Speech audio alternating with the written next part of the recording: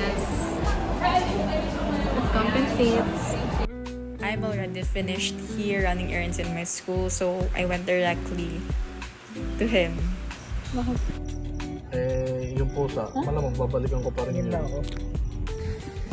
So ayun, habang nagkukwentuhan sila, ako ay mag-vlog dito. Alam paano pag may tao dito? Joke lang. Hindi ko rin alam bakit ako ay isang person na hindi mapakali sa isang lugar.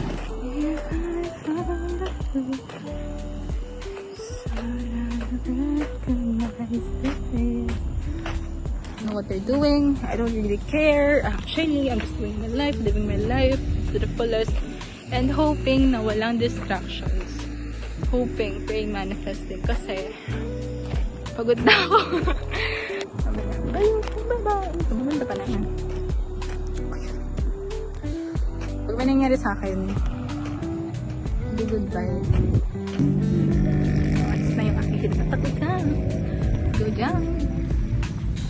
So, dahil tayo ay alone in this world, ako ay titira na muna. Magsistay muna sa Batangas.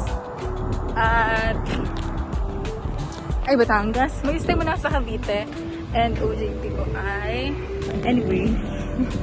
Hindi ko alam bakit ako may fear on this kinds of places. Kasi nga, parang naiisip ko na parang baka mamaya may tumambad na bangkat. Hindi ko alam yung gagawin. Like, I don't know what to do. I don't know what to like do in the first place. I know what to do. Because I'm a human after all. Una niyan, galing kasi akong Cavite. Tapos, nagpasama ako dun sa school kasi may inasikaso ako. Tapos nun, pumunta muna akong BFC saglit kasi nga, pinuntahan ko yung ka-workmate ko before. Tapos, bumalik ako ng school, inasikaso ulit, blah blah blah. May sinabihan pa ako ng one of the sweetest phrases, which is totoo naman. Nagaya ako kay na Tristan, which is si Tristan pala mag-grocery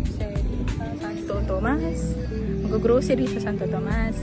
Tapos, after ng grocery sa Santo Tomas, sinamahan ko siya papunta. Nag-Arthur's kami. Sinamahan ko muna siya. Ibaba yung grocery nila sa bahay nila. After noon, nag-Arthur's kami. Kasama ng mga kaibigan ko. Na ang available lang ay si Jessie, si Tristan, at si Jericho. Tapos, nagkakatuhan sila doon, bro, kanina sa namin kaibigan. And ako ay maganda lang. Kakarasan ko na sa trabaho nung around June. Tapos nung July ay tawag dito. Nung July ako ay nagpahinga muna sa Cavite. And then din ako sa Cavite akala kong simple. Kat maganda. You're doing what you're doing there. And then I'm just, being me. Of course, me. Pumayat daw ako, which means kumanda ako. Sasabihin pa ako sa space. Oh my God! I don't know what else to do. Laging, baby, all we need is time. With my feel. Tayo ay gagala. Okay, let me tour you around the world.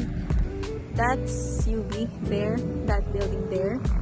And one of the sweetest places, Charot.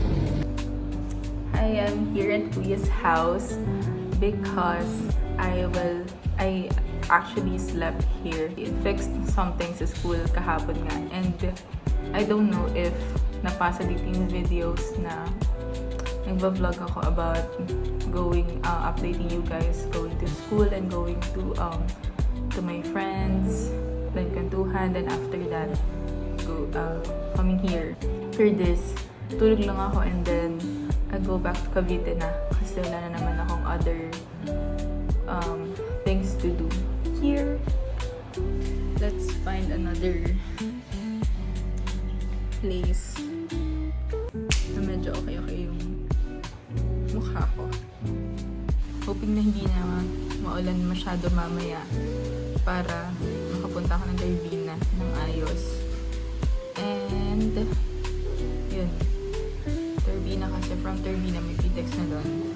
Ay, sakay na papunta PTEX. And then PTEX. Diretso na ako. Tanza.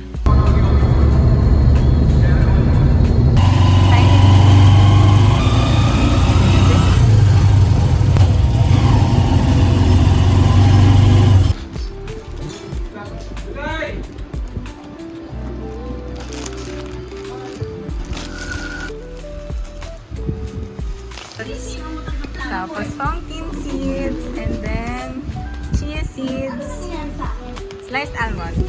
Gagawin yung drink. Drink ba yun? Yung pagkain? Basta yun. Ano ba yan? Itinatanim.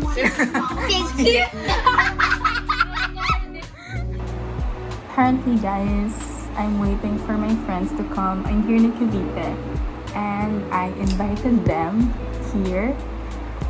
My place, well, not really my place. We're going to swim, and change of plans. I decided to stay on the swimming pool because the entrance fee is not that expensive, and we're going there, and the cottage is free.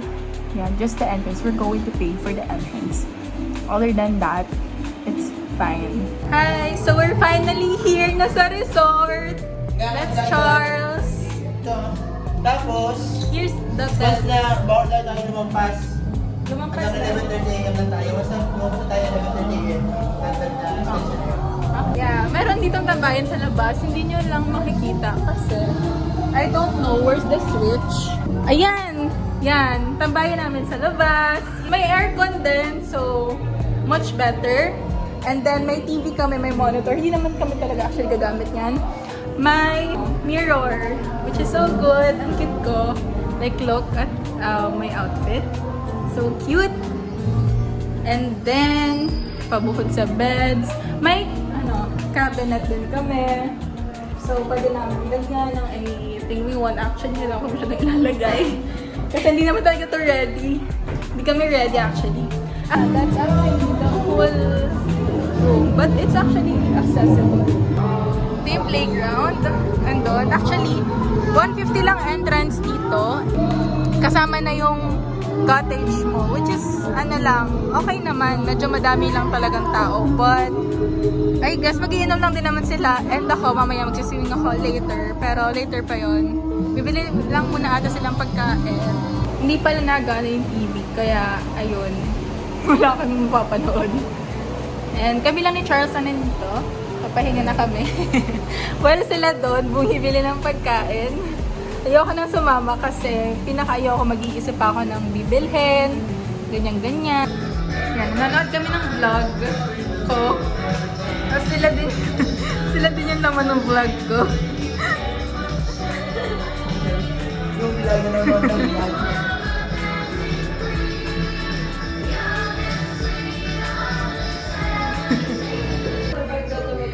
Jessie, madaya. Madaya sa inuman.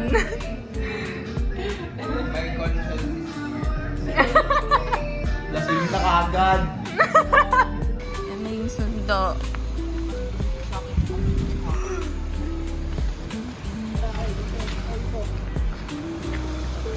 Ha?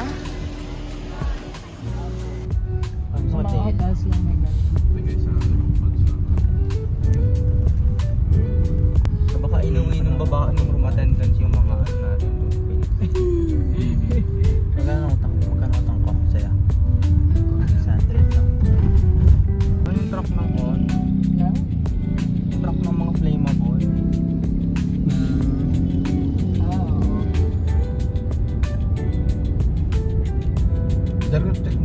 This is just a cute moment for me. That's why I added this. But I guess it is a much better ending.